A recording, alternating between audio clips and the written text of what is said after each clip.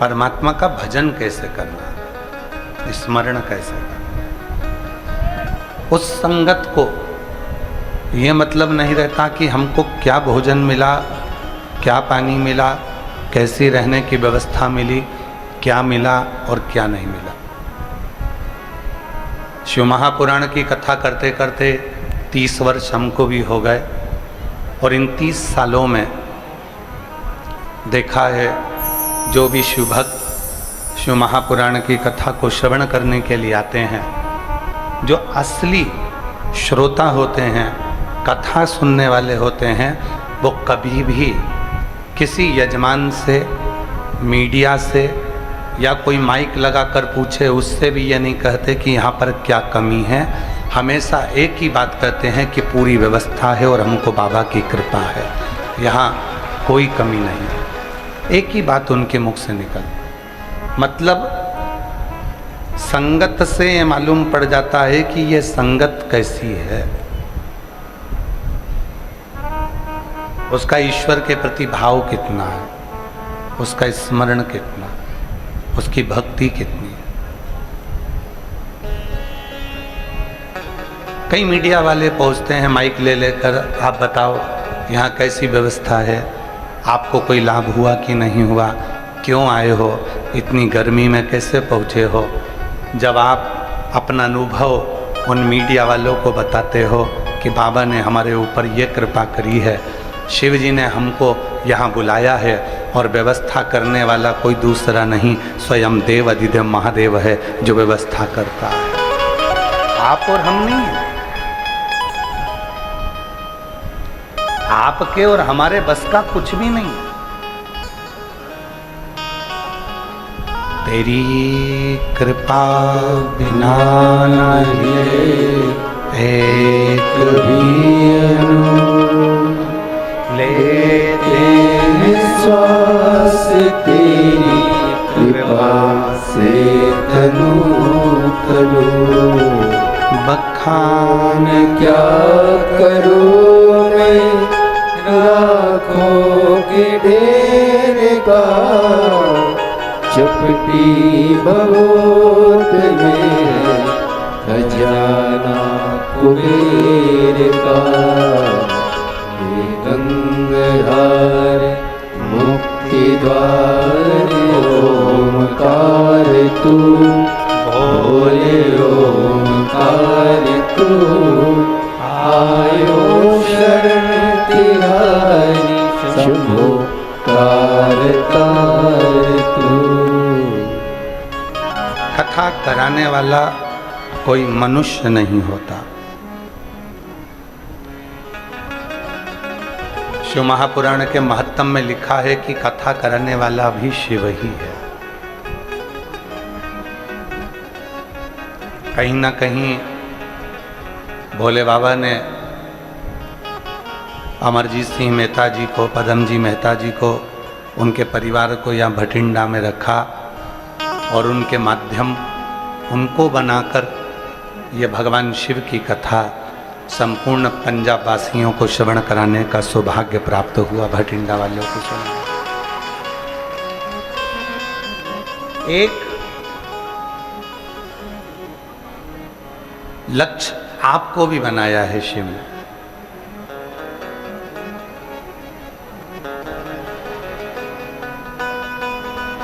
एक बीच का सूत्र आपको भी बनाया है शिव ने। लिखा शिव महापुराण की कथा में, तुम रुका जी चंचुला देवी से कहते हैं जब कोई शंकर की कथा सुनकर जाता है, उसके मुख का दर्शन जो जो करता है, अधोगति में अगर उस जिस मार्ग से शिव पुराण की कथा सुनकर जाने वाला व्यक्ति जिस मार्ग से जा रहा हो, उस मार्ग में अगर कोई अधोगति में मर भी गया हो, किसी के प्राण छूट गए हों, कोई गर्भस्थ मर गया हो, कोई गर्भ से शांत हो गया हो, कोई अचानक एक्सीडेंट में चला गया हो और वो जीवात्मा भी अगर भटक रही होती है, तो जो कथा श्रवण कर कर जा रहा होता है उसके शरीर की तरंग से वो जीवात्मा तर जाती है, उसको पिंड की भी जरूरत नहीं पड़ती, पिंड की भी जरूरत नहीं। ये कथा मानव के जीवन की व्यथा को मिटाने वाली। 3 क्रम है शिव महापुराण। शिव महापुराण की कथा 3 बातों को मार्गदर्शन करती है। पहला, शिव को 1 लोटा जल चढ़ाओ, बन सके शिव की पूजन करो, साधना करो।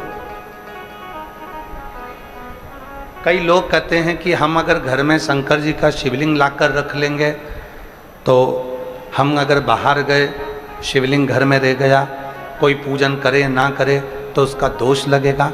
शिव महापुराण ने स्पष्ट कह दिया, घर के अंदर अगर आपने शिवलिंग लाकर रखा है, कोई शिवलिंग तुम्हारे घर के अंदर रखा है, तुम 2 महीना, 4 महीना, 6 महीना कहीं बाहर भी चले गए, 15 दिन भी चले गए, तुमने शिव जी पे जल नहीं भी चढ़ाया, तुमने शंकर जी की पूजन नहीं भी करी, अगर एक चावल का दाना या एक बेलपत्र शंकर के शिवलिंग पर चढ़ाकर तुम चले जाते हो, भले 8 दिन में आओ, 15 दिन में आओ, 20 दिन में आओ, 1 महीने में आओ, 6 महीने में आओ, तो भी तुमको कोई दोष नहीं लगता। शिव करुणा ही करते हैं और तुम्हारे घर की रक्षा ही करते हैं।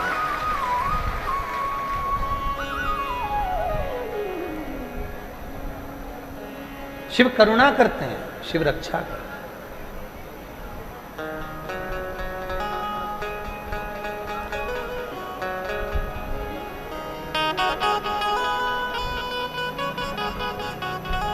हम अगर शंकर जी पे जल नहीं चढ़ा पाए 15 दिन, 20 दिन, कई माताएं कहती हैं कि हमारा रजो धर्म आ जाता है, रजस्वला हो जाती हैं, हम 8-10 दिन काम नहीं कर पाती हैं, 4-6 दिन तक, तो शिव जी दोष तो नहीं देंगे? नहीं। आप जल चढ़ाए तो भी, ना चढ़ाए तो भी, वो शिव है।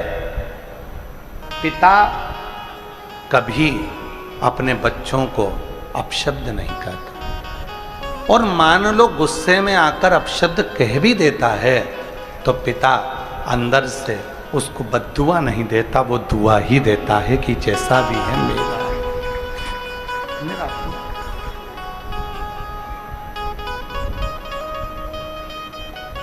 और मांगा है भोलेनाथ से वरदान लेके भी, मांगा है भोलेनाथ से वरदान लेके भी, तेरी कृपा बनी रहे जब तक है जिंदगी, तेरी कृपा बनी रहे जब तक है जिंदगी, मांगा है भोलेनाथ से वरदान लेके भी, मांगा है भोलेनाथ से वरदान लेके भी, तेरी कृपा बनी रहे जब तक है जिंदगी, तेरी कृपा बनी रहे जब तक है जिंदगी, मांगा है भोलेनाथ से वरदान लेके भी, मांगा है भोलेनाथ से वरदान लेके भी। एक वर चाहिए कि उसकी कृपा, उसकी करुणा, उसकी उदारता, उसकी दया बनी रहे, उसकी।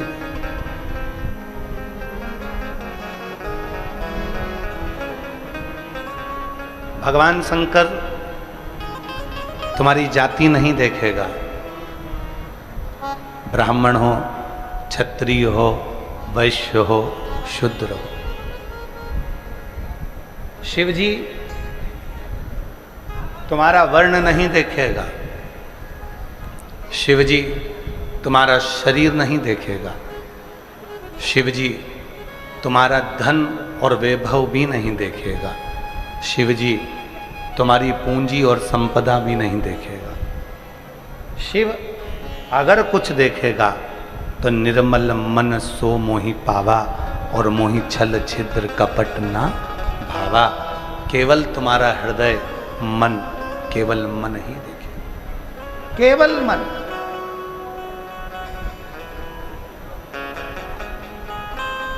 मन के सिवा कुछ नहीं। और मन के सिवा उसको चाहिए भी क्या?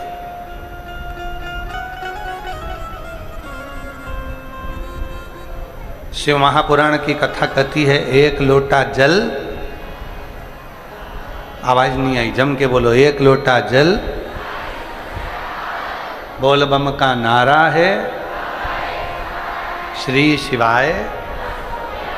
शिव महापुराण में ये नहीं कहा कि एक लोटा जल की जगह ये नहीं कहा कि तुमको 1 लीटर दूध चढ़ाना पड़ेगा, 5 लीटर दूध चढ़ाना पड़ेगा, 1 किलो दही चढ़ाना पड़ेगा, 25 किलो शक्कर चढ़ाना पड़ेगी, तुमको ये चढ़ाना। ना ना ना, जब तुम्हारी दुख की घड़ी आए बस दौड़ पड़ो, 1 लोटा जल भरा, शिव के मंदिर में पहुंच गए, शिवालय में पहुंच गए। शंकर का मंदिर पास में नहीं है तो अपने घर में जो शंकर जी का शिवलिंग है उस पर जल चढ़ा दिया, बस इतना करा और आनंद, सुख में।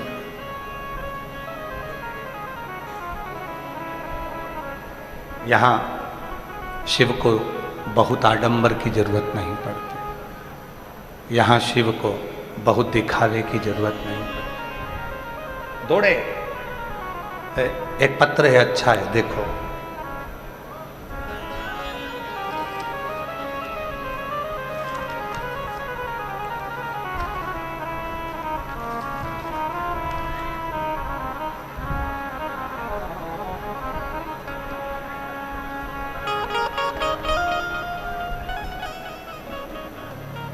मैं रजनी, पति का नाम वेद प्रकाश, निवासी श्री गंगानगर, जिला राजस्थान। पत्र को एलईडी पर पढ़ सकते हो और कहीं बैठी हों तो हाथ हिला सकती हैं और आ सकती हैं।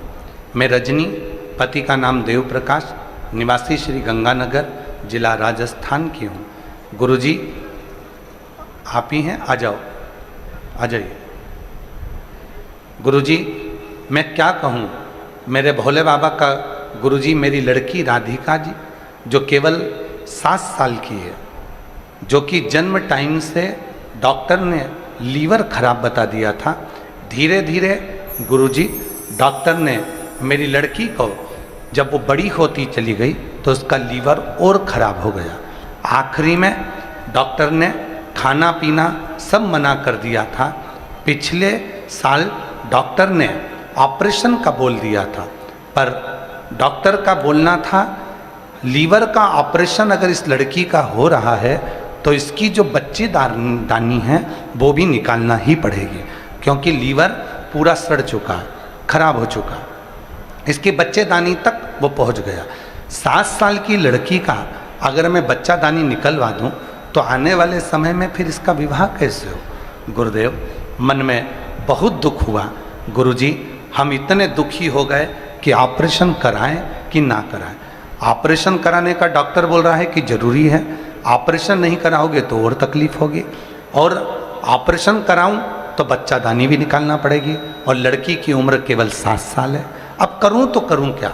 गुरुजी मैं बहुत परेशान हो गई, दिन रात रोने लगी, मैं दिन रात रोने लगी। फिर मैंने टीवी पर, आस्था चैनल पर आपकी कथा सुनी, जो पंजाब भटिंडा में 10/3/2025 को चल रही थी। गुरुजी उसी समय मैं अपनी बेटी को लेकर पंडाल में पहुंच गई। गुरुदेव मुझे नहीं मालूम था, मैं भटिंडा पहली बार आई थी गंगानगर से। अपनी लड़की को लेकर आस्था चैनल पर कथा सुनते सुनते मैं भटिंडा पहुंच गई। भटिंडा के पंडाल में मैं बैठ गई, अपनी लड़की को बिठा लिया, कथा सुनाई। वहाँ आप कहते हो कि कथा के पंडाल में जो मांगो वो मिलता है। मैं अपनी बेटी राधिका को उसके पेट पर और उसके शरीर पर कथा पंडाल की मिट्टी लगाती रही, साथ साथ मैंने उसको कथा सुनाई। एक पंडाल नहीं गुरुजी, मैं 4 पंडाल में उसको लेकर पहुंच गई और बाबा की ऐसी कृपा हुई, आज मैं भटिंडा के ही कथा में धन्यवाद देने के लिए आई हूँ। डॉक्टर ने कह दिया लीवर काम करने लगा, अब ऑपरेशन की ज़रूरत नहीं है, मेरी बेटी पूरी ठीक हो गई है। गुरुदेव, आज मैं बाबा को धन्यवाद देने के लिए आई हूँ। सारी रिपोर्ट नॉर्मल आ गई। अब मेरी बेटी का न बच्चेदानी निकालना है, न ऑपरेशन करना है और लीवर भी काम करने लगा। मैं प्रणाम करती हूँ। एक पत्र और बड़ा सुंदर है, देखिए कितना सुंदर पत्र। जरा पत्र को पढ़ा करो आप लोग भी साथ में। मेरा नाम भूमिका है, मैं मैसूरतगढ़ के जिला गंगानगर से हूँ। कहीं बैठी हो तो हाथ हिला सकती हैं। मेरा नाम भूमिका है, मैं सूरतगढ़ के जिला गंगानगर से आई हूँ। कहीं बैठी हो तो आ सकती हैं। गुरुजी, एक लोटे जल का मैं महिमा का क्या गुणगान करूं। मुझे लंबे समय से सोरायसिस की बीमारी थी। मैंने 2025 में सिरसा की कथा पंडाल में सुनी। उसके बाद में सीहोर गई, वहाँ जाकर कंकर शंकर का पूजन किया और कंकर शंकर घर लेकर आई। सीहोर का रुद्राक्ष गलाकर शिव पर जल चढ़ाया और स्वयं को लगाया।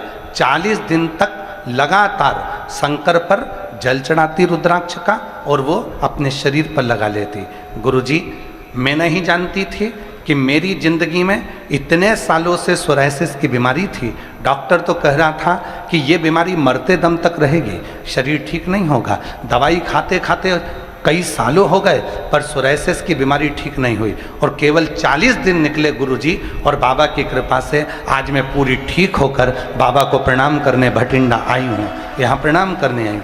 मेरा नाम भूमिका है, मैं सूरतगढ़ के जिला गंगानगर से आई हूँ। कहीं बैठी हों तो आ सकती हैं। शिव तत्व किसको कहते हैं?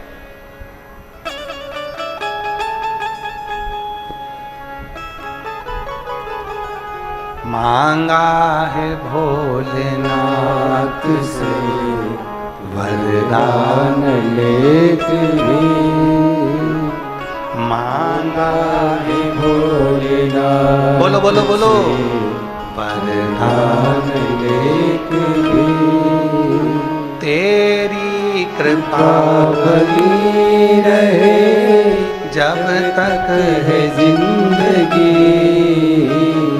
तेरी कृपा बनी रहे जब तक है जिंदगी। मांगा है भोलेनाथ से वरदान लेके भी, मांगा है भोलेनाथ से वरदान लेके भी, तेरी कृपा बनी रहे जब तक है जिंदगी, तेरी कृपा बनी रहे जब तक है जिंदगी।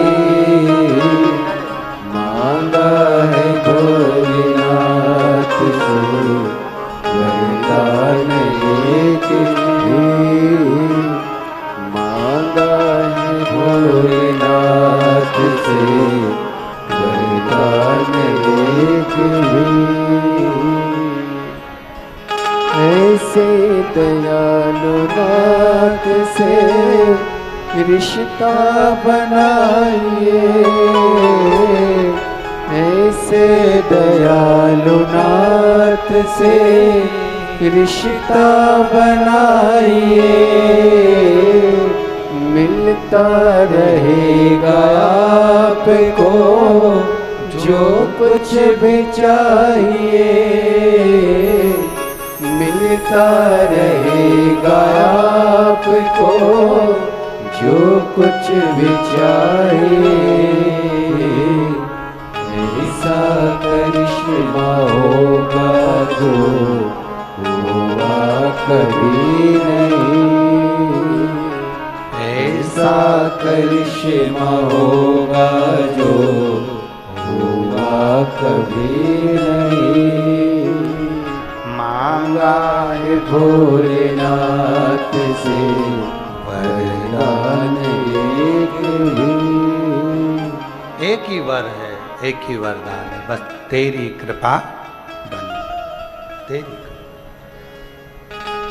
शिव महापुराण कथा के 3 क्रम बताए। पहला, शिव को जल चढ़ाओ, पूजन करो।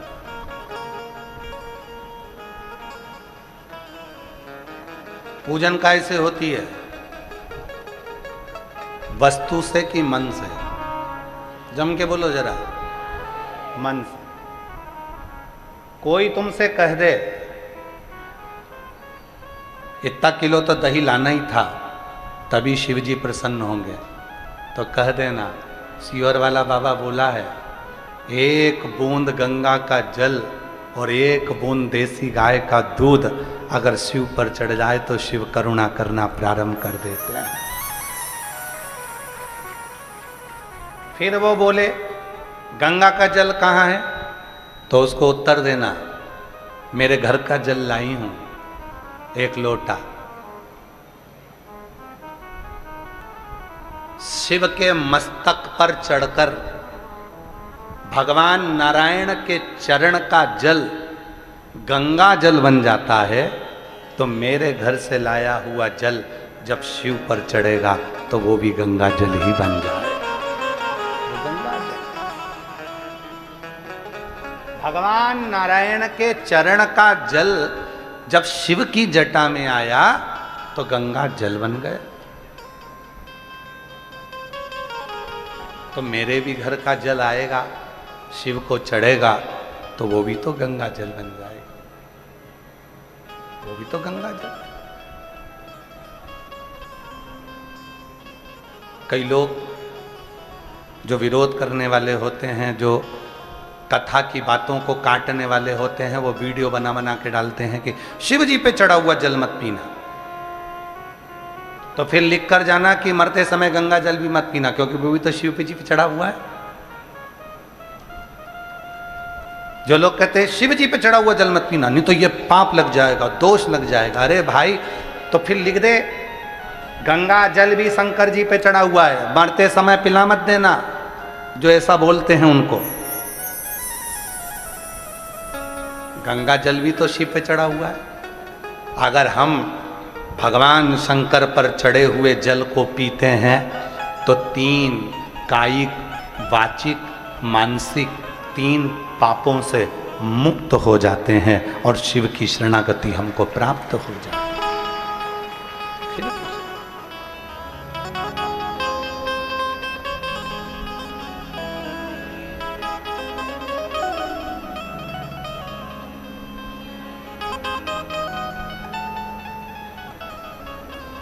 शिव शरणागति प्राप्त हो गई, सुख का अनुभव। 1 लोटे जल का जो कर्ज है वो कोई साधारण नहीं है। एक हकीकत की कथा है इसी कलिकाल की।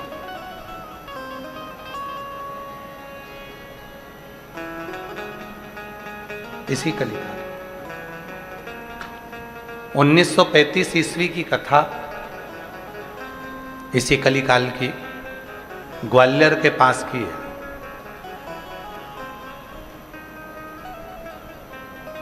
गीता प्रेस गोरखपुर के अंक में यह कथा लिखी है और बड़ी सुंदर कथा थी। एक डाकू था जिसका नाम परसराम था। डाकू का नाम था परसराम।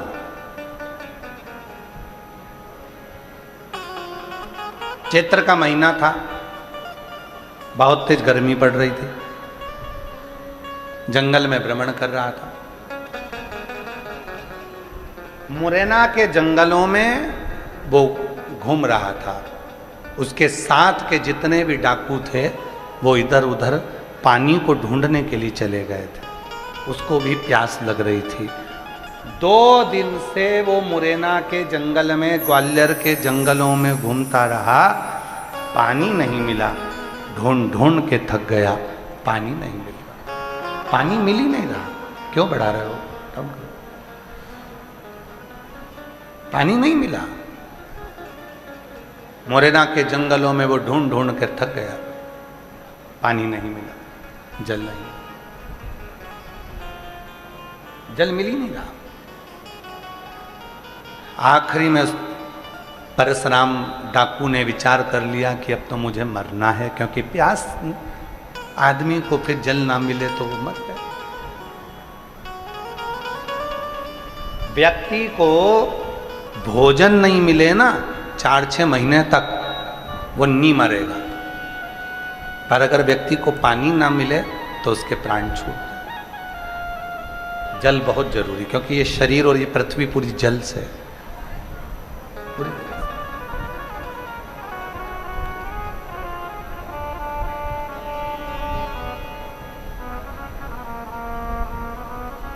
अगर सही समय पर व्यक्ति सही जल पीना प्रारंभ कर दे, रोज पानी पीना प्रारंभ कर दे, ज़्यादा से ज़्यादा शरीर में पानी जाना प्रारंभ कर दे, तो आधे से ज़्यादा बीमारी तो समाप्त ही हो जाए।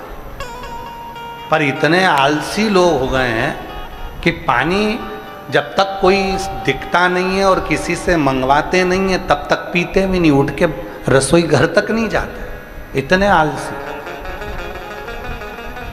बैठे रहेंगे, इंतजार करते रहेंगे, आन दो कोई आएगा तो मैं पानी मंगवा लूंगी, नहीं तो मोबाइल तो चला ही रहे थे। और फिर इंतजार करते करते कहीं का आया, फिर आवाज़ लगाया, बहन से कहा पानी ला दे। बहन बोली तू नहीं जा सकता।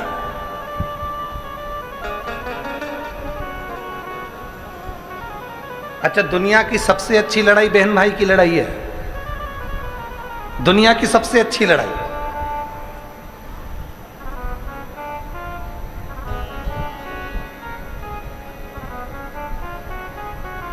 और उसके बाद जो लड़ाई है वो पति पत्नी की लड़ाई है। और ये पति पत्नी की लड़ाई तुम्हारी नहीं है, ये तो मां पार्वती जी ने शिव जी से 2 वर मांगे थे। शंकर भगवान से पार्वती जी ने 2 वर काशी में मांगे थे।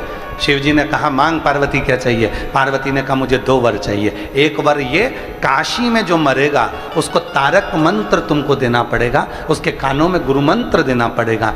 भगवान शंकर ने पार्वती को वचन दे दिया, जो काशी में मरेगा उसके कान में गुरु मंत्र मैं दूंगा।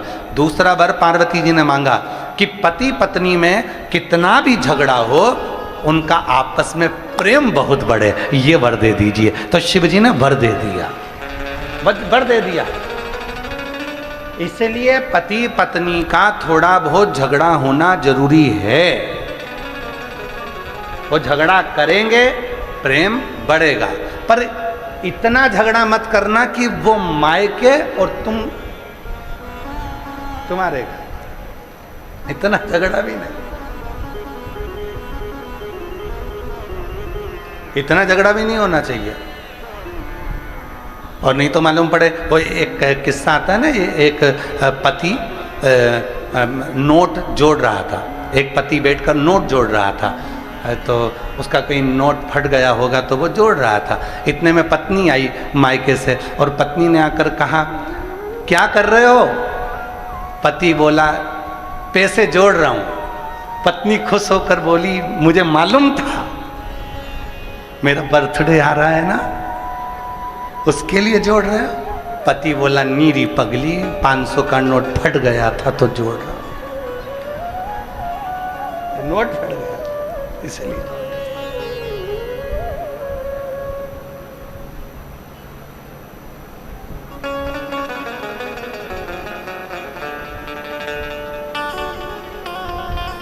दुनिया की सबसे अच्छी लड़ाई है बहन भाई की लड़ाई, खूब जोरदार लड़ेंगे, झगड़ेंगे, रोएंगे, एक होएंगे, बाद में दोनों फिर झगड़ा करेंगे, फिर लड़ेंगे, फिर।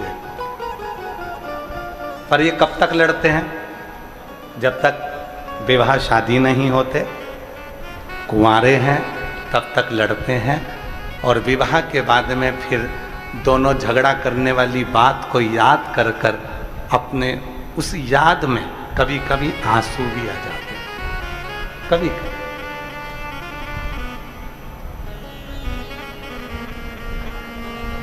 स्नेह, प्रेम,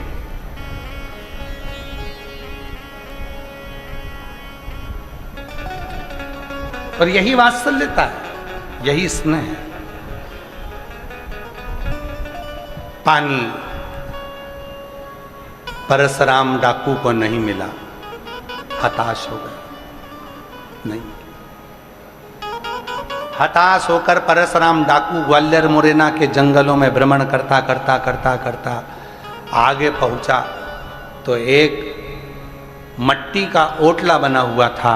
उस ओटले पर शंकर जी का शिवलिंग रखा हुआ था। परशुराम डाकू ने देखा कि वो मट्टी का ओटले पर जो शंकर जी का शिवलिंग रखा हुआ है, वो शिवलिंग पूरा की पूरा टेढ़ा हो रहा है, पूरा की पूरा टेढ़ा हो रहा, उसमें खड्डा हो गया और वो शिवलिंग पूरा तिरछा हो गया। परशुराम डाकू ने सोचा कि अब पानी नहीं मिल रहा है तो 5-10 मिनट घोड़े को बांधता हूँ और इस शिवलिंग को मैं अपनी तलवार से पकड़कर सीधा कर देता हूँ। परशुराम डाकू उतरा, घोड़े को बांधा और शिवलिंग को तलवार से सीधा करने लगा। शिवलिंग जब सीधा नहीं हो रहा था तो परशुराम डाकू ने शंकर जी से कहा, भोले बाबा तुम मेरे गुरु हो, तुम मेरे गुरु हो,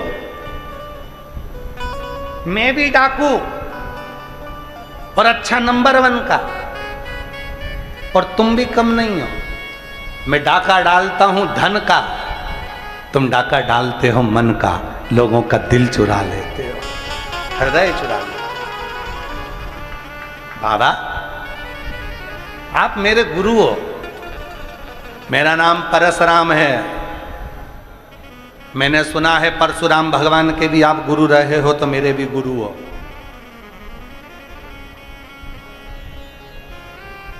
पर बाबा शिवलिंग तो मैं सीधा कर दूंगा, बस बात इतनी सी है कि 2 दिन से प्यासा हूं, पानी नहीं मिला, कहीं जल नहीं मिला, जल प्राप्त नहीं। कितनी सुंदर कथा है, थोड़ा सावधानी से सुनना। हम हमेशा कथा में कहते हैं कि कथा के पंडाल में आना तो कितनी पानी की बोतल लाना, जम जम के बोलो, 2 पानी की बोतल लाना। क्यों कहते हैं? एक पानी की बोतल अपने लिए और एक पानी की बोतल अपनी अड़ोसन, पड़ोसन, पीछे वाली धड़ोसन।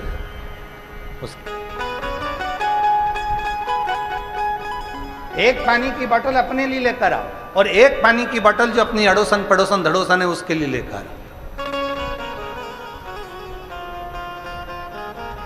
पानी का कर्ज एक ऐसा कर्ज होता है कि उस कर्ज को चुकाने के लिए स्वयं परमात्मा को भी व्यवस्था करना पड़ती है। स्वयं परमात्मा, जब आप अपना ये जल, कल हम परसों के दिन हमारे अमरजीत सिंह जी मेहता जी को थोड़ा सा फीवर आया, बुखार आया, तो हम कथा कर कर जब पहुँचे तो हमने उनसे पूछा कि आपका बुखार वगैरह ठीक है? तो कहा गुरुजी बिल्कुल ठीक है और मैं कथा में आऊँगा, सुबह तो मैं होकर आया था, अभी वापस पहुँचूँगा। फिर कहा कि गुरुजी भंडारे में, लंगर में हम गए, लंगर में सब लोग बोले कि दाल प्रसाद बनना चाहिए, तो एक गाड़ी भरकर 5 तरह की दाल, 6 तरह की दाल लंगर में पहुंचा। और ऐसा कैसे ही पिछले वर्ष भी हुआ था। किसी एक ने कह दिया था कि अमरजीत जी यहाँ थोड़ी सी चाय व्यवस्था, तो इन्होंने 1 ट्रक भर के चाय के कैरी बैग भेज दिए थे। वो चाय उन बता रही थी माता जी, कहने लगे 1.5 साल 1 साल तक वो चाय चली, वही चाय। इसी को प्रेम कहते हैं और इसी को सेवा का भाव कहते हैं, इसी को सेवा।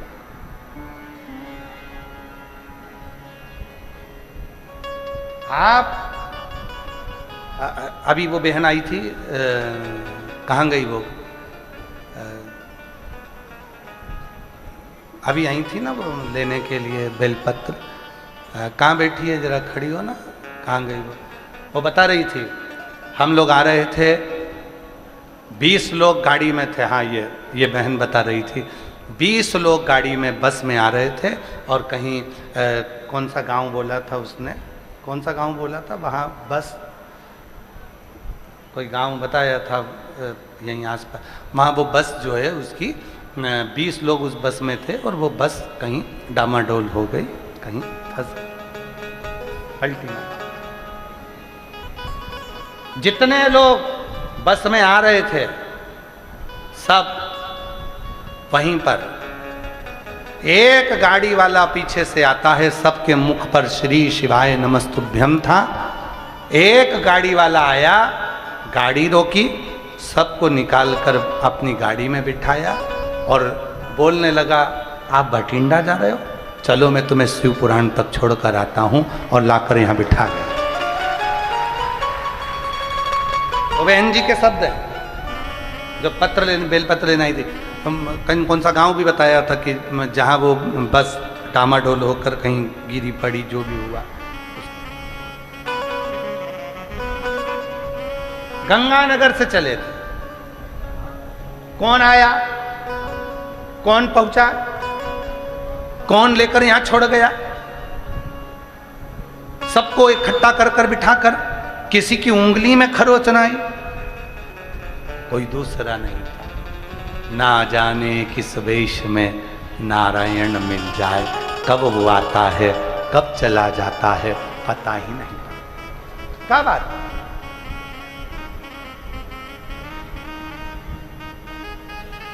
वो कब आएगा कब जाएगा किसी को नहीं मालूम। ये यहाँ बंसल जी बैठे हैं, वकील साहब बैठे हैं हमारे दिल्ली वाले, और बंसल जी भी बैठे हैं। इन लोगों के स्मरण में है, हम पहले कुछ साल पहले जब हरिद्वार कथा करे थे, जजमान छोटे रूप में कथा कराए थे हॉल में, तो कथा कराए थे, तो वहाँ कथा में आप लोगों में से भी शायद कोई ना कोई पहुँचा होगा। हरिद्वार जब कथा थी तो नीलकंठ दर्शन करने के लिए गए थे। काय बंसल जी सही है, तो नीलकंठ दर्शन करने के लिए गए थे। नीलकंठ दर्शन कर कर आ रहे थे और जो ड्राइवर था उसको आ गई झपकी, और झपकी आने पर ड्राइवर की ना जाने कैसी झपकी लगी और वो गाड़ी पत्थर से टकराई। इधर तो गंगा जी बह रही थी, इधर पहाड़ था, और वो गाड़ी पत्थर से टकराकर 1 राउंड 2 राउंड और तीसरा राउंड लेने ही वाली थी। इतनी देर में वो 2 बार हिलकर वहीं गंगा के बिल्कुल पास में गिरने के पहले ही वो गाड़ी उल्टी की उल्टी रह गई। आशीष भी सब उसी में, और सुध नहीं क्या हुआ। एक पति पत्नी का जोड़ा आया, इतने सुंदर पति पत्नी, इतने सुंदर। पीली साड़ी एक माँ पहनी हुई थी, पति एक सुंदर सा कुर्ता पहना हुआ था, मस्तक पर त्रिपुंड सफेद लगा हुआ था, पत्नी की नासिका पर से लेकर सिर तक त्रिपुंड लगा हुआ था, और बड़े सुंदर रुद्राक्ष की माला गले में डली थी, बड़ी सी नथनी थी, और वो माँ और वो पिता दोनों हाथ पकड़कर हमसे कहते हैं, लाओ हम तुम्हें बाहर निकाल देते हैं। बाहर निकालकर बिठाकर कहाँ चले जाते हैं पता ही नहीं।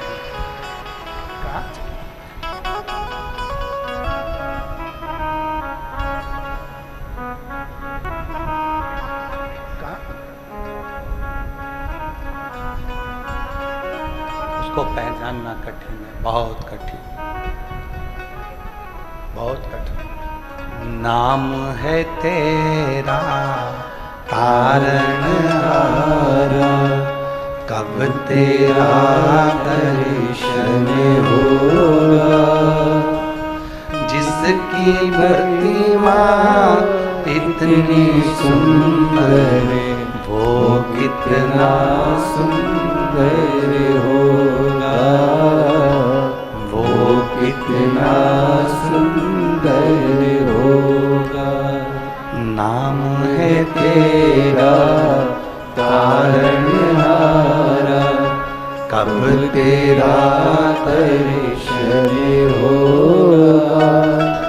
जिनकी प्रतिमा इतनी सुंदर वो कितना सुंदर होगा, वो कितना सुंदर होगा, वो कितना सुंदर होगा। पहचानना कठिन है कब शिव कृपा करते हैं, कैसे करुणा करते हैं, कैसे आते हैं पता नहीं।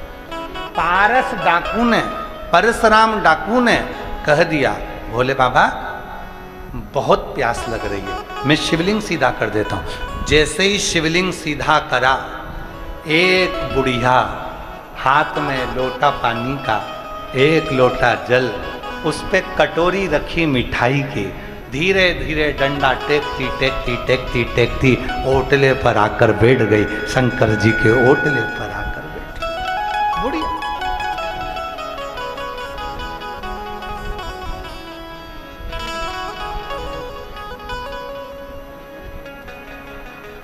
डंडा टेकते टेकते वो आई और ओटले पर आकर बैठ गई। बेटी, परशुराम डाकू को थोड़ा सा डर लगा, क्या पता कौन है। परशुराम डाकू ने पूछा तुम कौन हो? पास के गांव में रहती हूं। अच्छा, यहां क्यों आई हो? शिव जी को एक लोटा जल चढ़ाने आई। अच्छा, इतनी दूर क्यों आई? वहीं गांव में क्यों नहीं चढ़ा लिया? मेरा बेटा था, नर्मदा जी नहाने गया था, वहां से ये शिवलिंग लेकर आया था। एक ओटला बनाकर उसने यहां रख दिया था।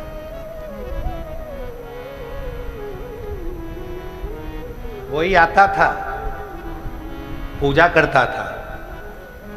एक बीमारी आ गई हमारे गांव में, मेरा बेटा भी मर गया, बहू भी मर गई, उसका लड़का भी मर गया, बस एक लड़की उसकी है, चंपा उसका नाम है, वो मेरे पास में रहती है। चंपा रहती है। अच्छा, अब वो नहीं है ना, तो कभी कभी जल चढ़ाने के लिए मैं आ जाती। मां, चढ़ाओ जल शिव जी को।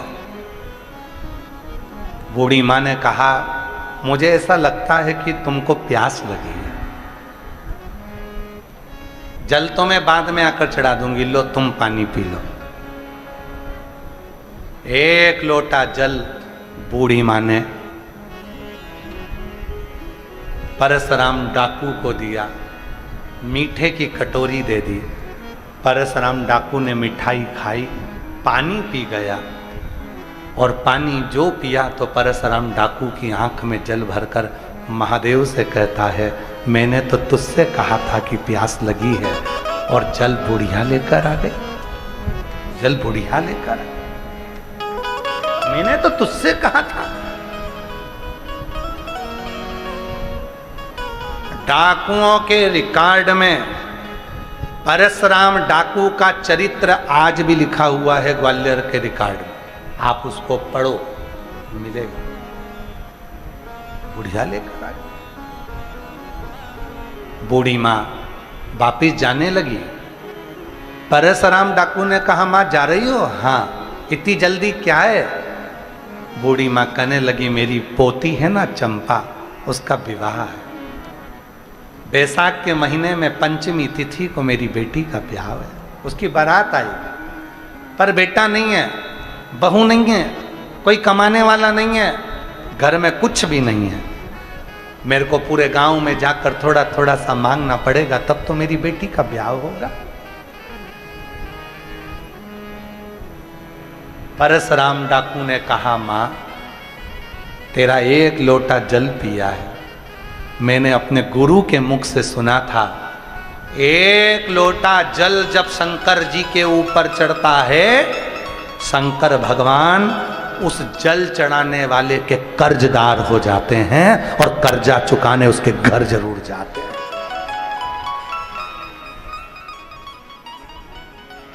पहले हम लोग एक गलती करते थे, मंदिर में से पानी भरकर मंदिर में चढ़ाते थे। बोलो बोलो, सही है कि गलत है?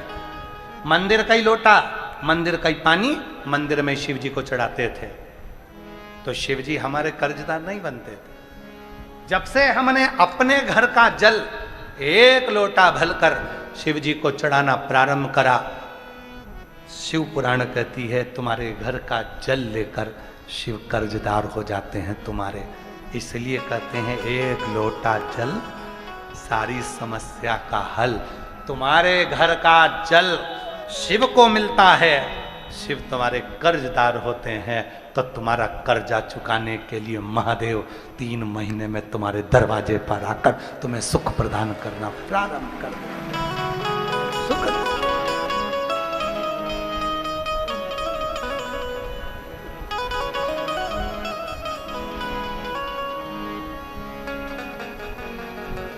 उसका स्मरण रहे, उसकी वो जब दुख आया तब वही आया। फिर वही वाली लाइन स्मरण आ गई, ओ भीड़ में तन्हाई में प्यार की गहराई में मुझे तुम याद आते हो, मुझे तुम याद आते हो। भीड़ में तन्हाई में प्यार की गहराई में मुझे तुम याद आते हो, मुझे तुम याद आते हो। भोले तुम याद आते हो, भोले तुम याद आते हो। दुख आया वो याद आया, वो याद आया। आज पूरी दुनिया, पूरा विश्व अचंभे में पड़ा हुआ है कि वो सीहोर वाला बाबा एक लोटे जल में सारी समस्या का हल कैसे ढूंढ लेता है। सीहोर वाला बाबा नहीं, ये हमारे शास्त्र कहते हैं, जब हम किसी के घर का एक गिलास पानी पीते हैं तो हम उसके कर्जा चुकाने के लिए हकदार बन जाते हैं। कर्जा, तो तुम रोज शिव जी को एक लोटा जल दे रही हो तो क्या शिव कर्जा नहीं चुकाएंगे? क्या तुम्हारे दरवाजे पर आकर तुम्हारा दुख नहीं मिटाएंगे? आएगा, वो आएगा, जरूर आएगा, जरूर आएगा।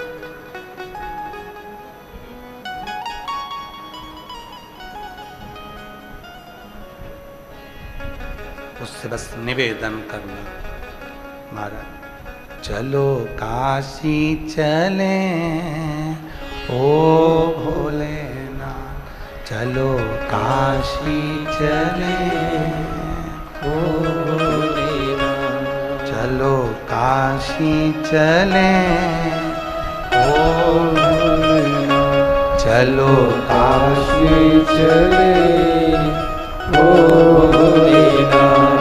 मन ऐसी जगह ले चला रे, मन ऐसी जगह ले चला रे, मन ऐसी जगह ले चला रे, मन ऐसी जगह ले चला रे। जहाँ गंगा बहे ओ भोलेनाथ, जहाँ गंगा बहे ओ भोलेनाथ, चलो काशी चले ओ भोलेनाथ, चलो काशी चले ओ भोलेनाथ, ओ भोलेनाथ, ओ भोलेनाथ, ओ भोलेनाथ, ओ भोलेनाथ, ओ भोलेनाथ, ओ भोलेनाथ, ओ भोलेनाथ, ओ भोलेनाथ, चलो काशी चले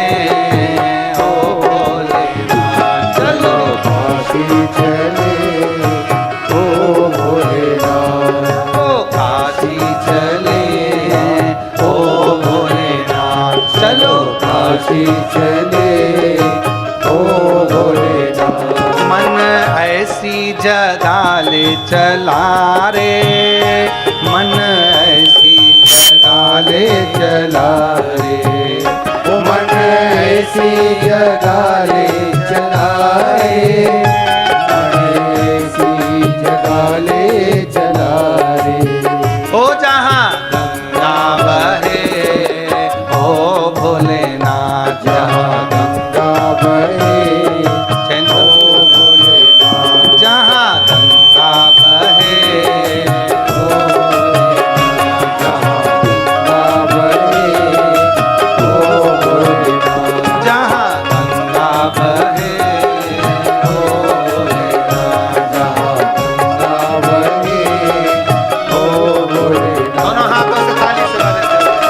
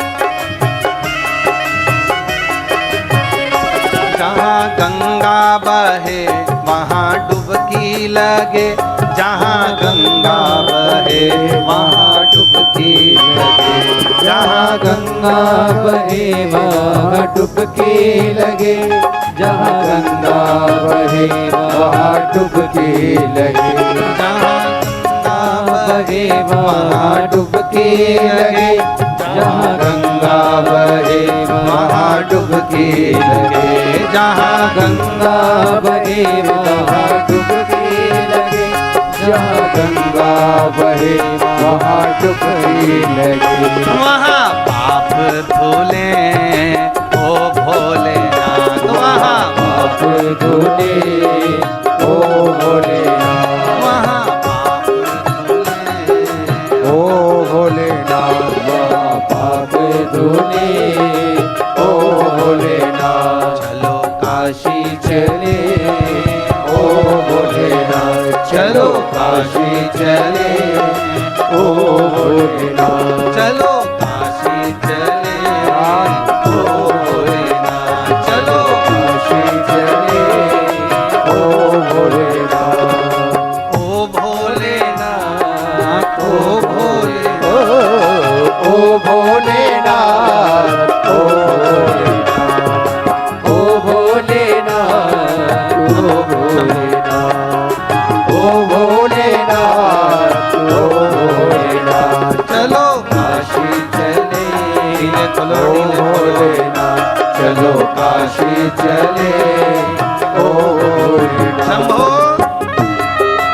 शंभो, ढीले खोलो ढीले, और तबला ढोलक बड़ा। राधे।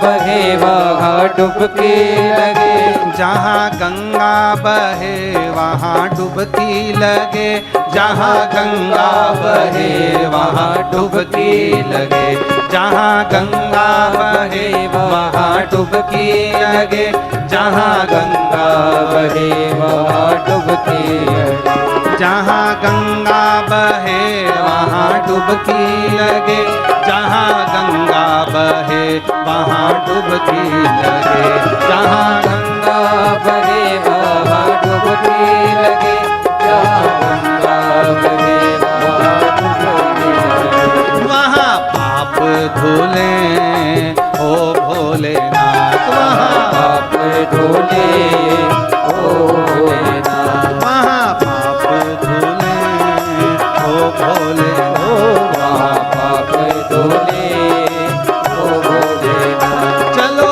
काशी चले ओ भोलेनाथ, चलो काशी चले ओ भोलेनाथ।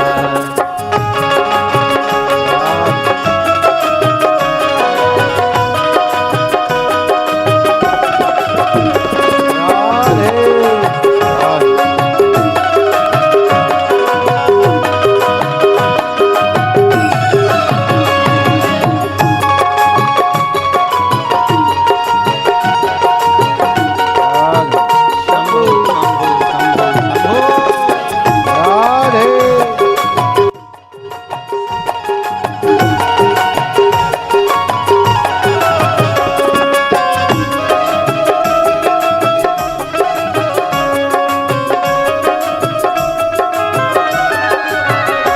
मन ऐसी जगह ले चला रे, मन ऐसी जगह ले चला रे, मन ऐसी गाले चला रे, मन ऐसी पीछे वालों। गाले चला रे, मन ऐसी जगह ले चला रे, मन ऐसी जगह ले चला रे, ओ मन ऐसी गाले चला रे, मन ऐसी गाले चला रे, जहाँ सुकून मिले ओ भोलेनाथ, जहाँ सुकुन मिले ओ भोलेनाथ, जहाँ शांति मिले ओ भोलेनाथ, जहाँ शांति मिले ओ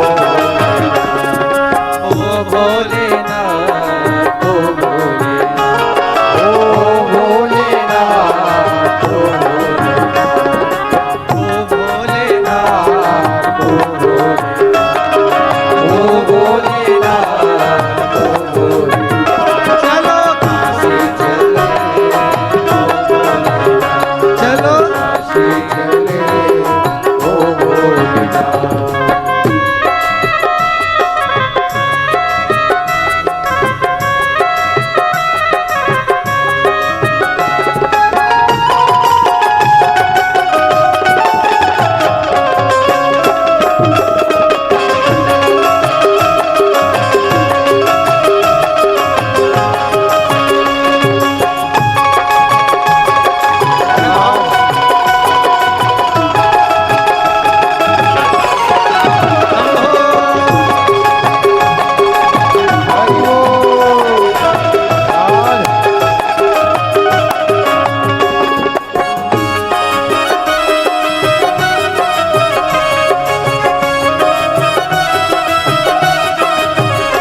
जहाँ सुकून मिले वहाँ भोले मिले, जहाँ सुकून मिले वहाँ भोले, जहाँ सुकुन मिले वहाँ भोले मिले, जहाँ सुकुन